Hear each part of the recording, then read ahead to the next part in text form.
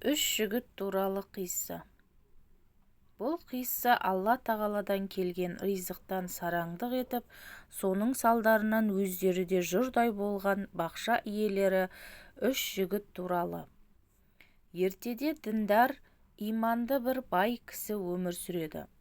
Оның сан түрлі жемістері бар бақшасы болады. Ол сол жердегі мұқтаж кісілер мен кедей-кепшіктерге қамқорлық жасап, оларға өз малы мен жемістерінен садақа беретін еді. Оның үш ұлы болыпты. Күндердің күнінде мезгілі жетіп қайтыс болады да, оның үш ұлы жиналып, өзара кеңесіп, әкелерінен қалған үлкен бақшаның жемістерінен кедейлер мен мұқтаж адамдарға ештеңе бермей, тек өздері ғана пайдаланып, артылғанын сатуға келіседі. Сонда олардың ортаншысы наразылық білдіріп, Алла тағаланың хақын өтеп, оның бізге берген ризығынан кедей-кепшіктерге де беруіміз керек. Өйткені ол біздің әкеміз істеген іс. Ол мұқтаж адамдарға садақа беретін. Сондықтан Алла тағала бізге жақсылық пен береке берді дейді. Бірақ оның сөзін екі бауыры құлаққа ілмейді. Ол екеуі келісіп, таңертең ерте тұрып, бақшаға ешкімді кіргізбей, барлық жемістерді жинап, алайық та сатуға шығарайық деседі. Сөйтіп Алла тағаланың хағын өтеп, кедей пақырларға үлес беру керектігін қаперлеріне алмайды.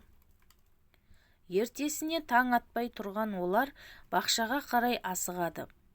Олар өздерінің сол күні бүкіл жемісті жинап алып, үлкен олжаға ие болатындарына сенімді еді. Алайда бақша қақпасына жетіп, оған көздері түскенде естерінен танып, тілдері күрмеліп қалады. Бау-бақшаның кешегі жап-жасыл келбетінен ешқандай із қалмаған еді. Бақшадағы алуан түрлі ағаштың түк қалмай өртеніп, қирап, қара күлге айналғанын көреді. Тіпті мұнда кеше ғана жеміске толы бақша болды дегенге ешкім сенбестей еді.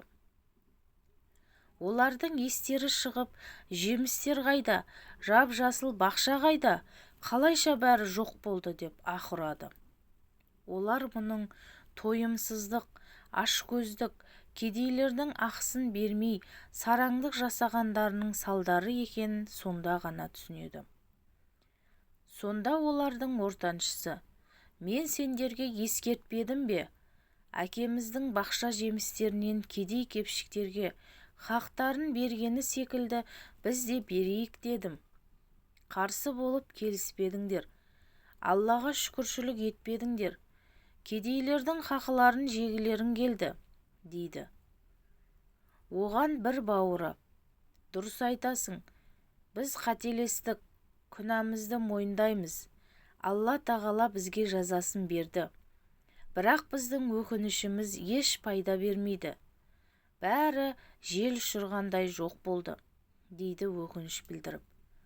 Сонда ортаншы бауыры шындығында істеген нәрсеге өкініп, одан сабақ алу, тәубе етіп кешірім тілеу, істеген қателікті қайталамауға бел буу, Алла қаласа оның кең ризығының есігін ашуына себеп болады дейді. Алланың берген ризығынан кедей, мұқтаж адамдарға үлесін беру жаратушы иені риза етеді. Бұған ол көп сауап жазады.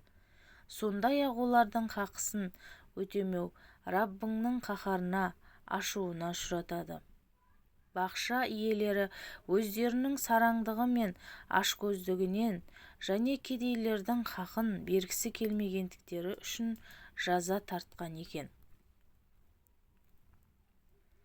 Тағала бақша иелерінің халі жайында бұларға бақша иелеріне жіберілген бәле секілді апат жібердік.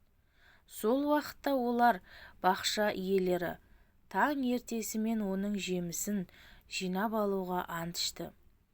Бірақ егер Алла қаласа демеді, олар ұйықтап жатқан сәтте бақшаға апат келді.